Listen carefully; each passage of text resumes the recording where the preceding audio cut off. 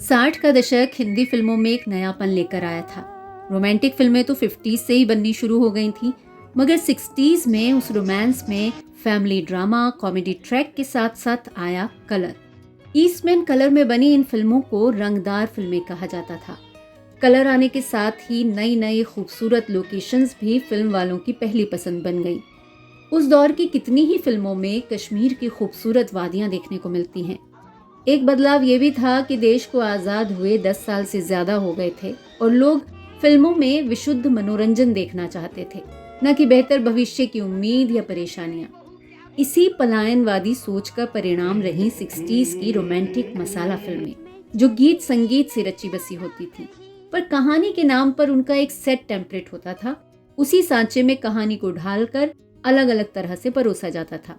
वैसे ही जैसे किसी भी खाने की डिश में इंग्रेडिएंट्स तो वही होते हैं, पर अलग अलग जगहों पर उसका स्वाद, रंग रूप, परोसने का तरीका और कीमत बदल जाती है। ऐसी सेट फॉर्मूला फिल्मों के कामयाब लेखक थे सचिन भौमिक, जिनके बारे में इस वीडियो में बात करेंगे। पसंद आए तो लाइक, कमेंट, शेयर करना बिल्कुल मत भूलिएगा। चैनल पर नए हैं तो जल्दी से सब्सक्राइब करके नोटिफिकेशन बेल भी ऑन कर लें, ताकि हर नए वीडियो की अपडेट आपको मिलती रहे। सचिन भौमिक का जन्म 17 जुलाई 1930 को कोलकाता में हुआ। उन्हें ट्रैवलिंग का बहुत शौक था और एक समय में वो ट्रैवल राइटर हुआ करते थे। बांग्ला पत्रिका उल्टो रथ के लिए भी वो नियमित रूप से लिखते रहे।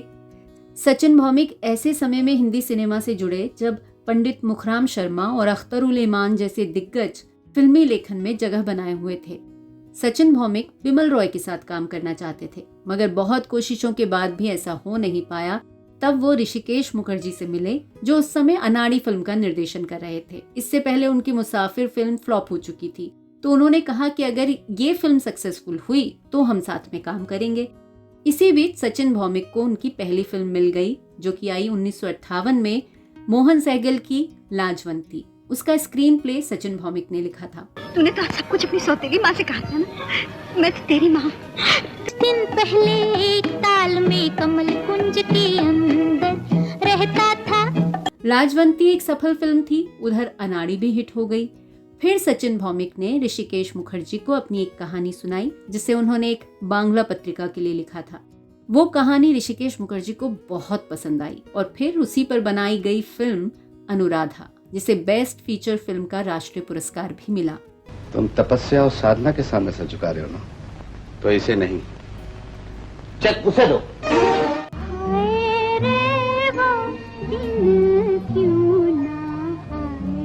अनुराधा फिल्म की कहानी गुस्ताव फ्लूबर्ट की कहानी मैडम बोवरी से प्रेरित थी। इसके बाद अगली फिल्म फिर ऋषिकेश मुखर्जी के साथ आई, छाया। सचिन भौमिक ने ऋषिकेश मुखर्जी के साथ लगभग 10 फिल्में की।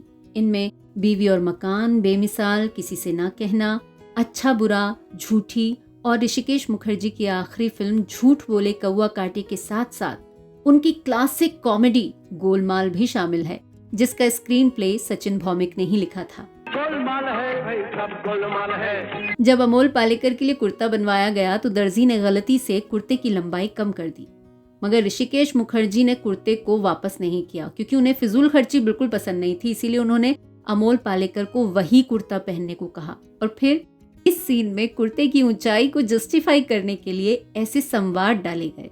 पिताजी कहा करते थे कि कुर्ता तो शरीर के उपरार्ध की लज्जा निवारण के लिए होता है। 60 के दशक में ही सचिन भौमिक का रुतबा एक स्टार राइटर का बन गया था।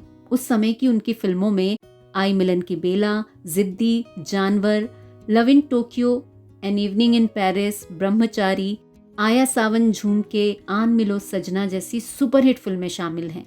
इनमें से ब्रह्मचारी को तो फिल्म फेयर का बेस्ट स्टोरी अवार्ड भी दिया गया। अगर मैं ये काम कर दिखाऊं तो 20,000 रुपया मुझे देना तुम्हारा काम है। अपना मकान गिरवी पड़ा है। मैंने जिंदगी भर आपका कहना माना है, मगर आपकी यह वसीयत न मानने पर मजबूर हूँ। ताज्जुब है, कीमती पत्थरों के भी दिल होते हैं। क्या आपने ही दिल का ठेका ले रखा है? होगा तुमसे कल भी सामना, कल तो जानोगे। प्यार आँखों से जताया तो बुरा मान। आपने अगर ये फिल्में देखी हो तो आप समझ पाएंगे कि इन सभी फिल्मों में हीरो हीरोइन के झगड़े के बाद प्यार, कुछ गाने, एक आध कॉमेडी का एंगल, विलेन का क्रिएट किया हुआ ड्रामा और क्लाइमेक्स में हैप्पी एंडिंग है। कहानियां इतनी सिमिलर हैं कि कुछ समय बाद दिमाग में इनकी खिचड़ी सी बन जाती है, मगर उस समय ये फॉर्मूला हिट था, और फॉर्मूला अगर हिट है तो फिर दिक्कत की बात ही नहीं है। सचिन भौमिक के साथ काम करने वाले लोगों के अनुसार उनके पास एक ही दृश्य को करने के 12 अलग अलग तरीके होते थे। इसीलिए इन फिल्मों की कहानी लगभग सेम होते हुए भी पटकथा में फर्क देखने को मिलता है, लेकिन कभी कभी उसमें भी समानता निकल आती है, जैसा आराधना के साथ हुआ। आराधना की शूटिंग शुरू होने ही वाली थी कि अनिल कपूर के पिता सुरेंद्र कपूर ने शक्ति सामंत को अपनी फिल्म एक श्रीमान एक श्रीमती देखने के लिए बुलाया। इस फिल्म के लेखक भी सचिन भौमिक थे। फिल्म का अंत देखकर शक्ति सामंत हैरान रह गए, क्योंकि आराधना का अंत ठीक वैसा ही था। वापस आकर शक्ति सामंत ने आराधना को ड्रॉप करने का इरादा कर लिया था, लेकिन उसी वक्त गुलशन नंदा वहां पहुंचे और जब उस मुश्किल का पता चला तो उनकी सलाह पर फिल्म में राजेश खन्ना को बाप बेटे के डबल रोल में दिखाया गया, जबकि असली कहानी में इंटरवल में राजेश खन्ना की मौत हो जाती है और फिल्म में दूसरे हीरो की एंट्री होती है। पर यहाँ कहानी में बदलाव का फायदा ही हुआ, क्योंकि 1969 में आई आराधना ने बहुतों को जीवन दान दिया। मेरे सपनों की रानी कब आएगी तू। ये वो फिल्म थी जिससे किशोर कुमार की पार्श्व गायक के रूप में एक नई पारी शुरू हुई। राजेश खन्ना को स्टारडम इसी फिल्म से मिला। वो रातों रात एक सेंसेशन बन गए थे। इस फिल्म में बेहतरीन अभिनय के लिए फिल्म की हीरोइन शर्मिला टैगोर को बेस्ट एक्ट्रेस अवार्ड दिया गया। मैं जल्द से जल्द तुम दोनों की शादी की तारीख पक्की कर देती। हालांकि वो इस फिल्म के लिए शक्ति सामंत की पहली पसंद नहीं थी। शक्ति सामंत हेमा मालिनी को फिल्म में लेना चाहते थे, मगर सचिन भौमिक के कहने पर उन्होंने शर्मिला टैगोर को हीरोइन चुना। वैसे शर्मिला टैगोर को हिंदी फिल्मों में लाने का श्रेय भी सचिन भौमिक को ही जाता है। शर्मिला टैगोर की मां बिल्कुल नहीं चाहती थी कि उनकी बेटी हिंदी फिल्मों में काम करे, मगर सचिन भौमिक और शर्मिला टैगोर की मां बहुत अच्छे दोस्त थे और सचिन भौमिक के समझाने पर ही शर्मिला टैगोर को हिंदी फिल्मों में आने की इजाजत मिली। सचिन भौमिक को मास्टर ऑफ रोमांस कहा जाता था। माना जाता है कि उस समय अगर किसी हीरो को अपनी सॉफ्टर साइड दिखानी हो, अपनी रोमांटिक इमेज को एनहांस करना होता था, तो सचिन भौमिक का स्क्रीन प्ले लाजमी था। ऋषि कपूर की कई रोमांटिक फिल्में, खेल खेल में, हम किसी से कम नहीं, जमाने को दिखाना है, कर्ज, उन्होंने ही लिखी। हाँ, ये जरूर है कि सचिन भौमिक ने बहुत ही स्मार्टली वेस्टर्न फिल्मी मसालों को, वेस्टर्न फिल्मी कहानी को भारतीय परिवेश में ढालकर हिंदी फिल्मों के स्क्रीन प्ले में पेश किया। मगर ऐसा करने वाले वो अकेले तो नहीं है। शोले जैसी कल्ट फिल्म के भी कई दृश्य एज इट इज कॉपी किए गए हैं। अब आप इसे कॉपी कह सकते हैं, चोरी कह सकते हैं, या फिर इंस्पिरेशन, बात तो एक ही है। हर कुदरत का खेल कबीरा, वो प्यार करने वाला दिल फिर जन्म लेता है। 2 में से 1 किडनी रह जाएगी तो तुम चल फिर तो सकोगे, लेकिन फुटबॉल नहीं खेल पाओगे। सचिन भौमिक ने 80s में 2 और 2 5, साहिब, कर्मा, 90s में मैं खिलाड़ी तू अनाड़ी, करण अर्जुन, कोयला, सोल्जर और ताल जैसी ब्लॉकबस्टर्स थी, और फिर कोई मिल गया और क्रिश जैसी फिल्में। ये फिल्में शुद्ध रोमांटिक नहीं है, इनमें सस्पेंस भी है, थ्रिल भी है, ड्रामा भी और एक्शन भी, और ये सभी फिल्में हिट हैं।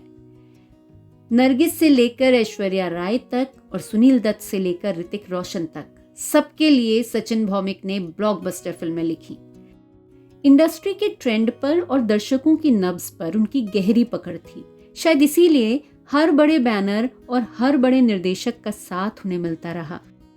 ऋषिकेश मुखर्जी से लेकर प्रमोद चक्रवर्ती, जे एम प्रकाश, नासिर हुसैन, बप्पी सोनी, सुभाष घई, राकेश रोशन जैसे कितने ही फिल्म मेकर्स के वो पसंदीदा लेखक रहे।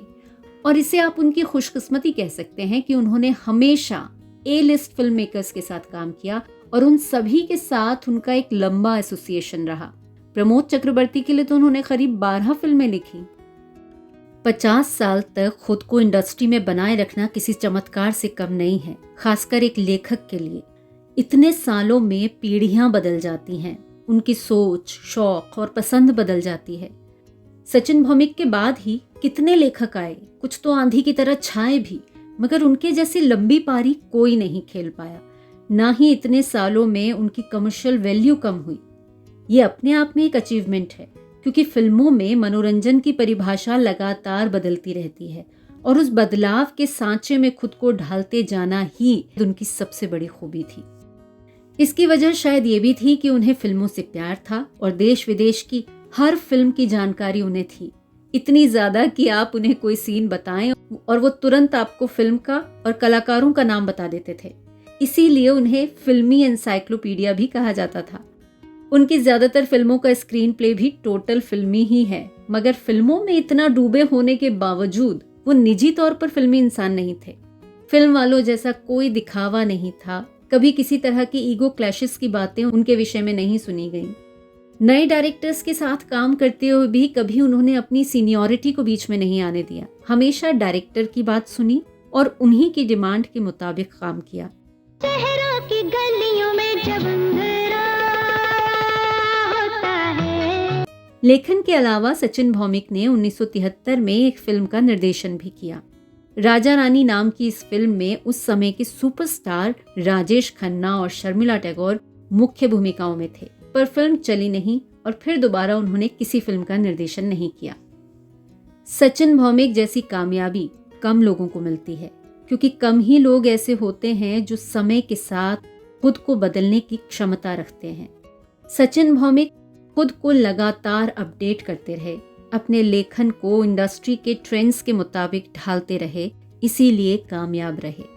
इसीलिए जब भी फिल्मी लेखकों का जिक्र होगा तो सचिन भौमिक का नाम टॉप राइटर्स में शामिल किया जाएगा।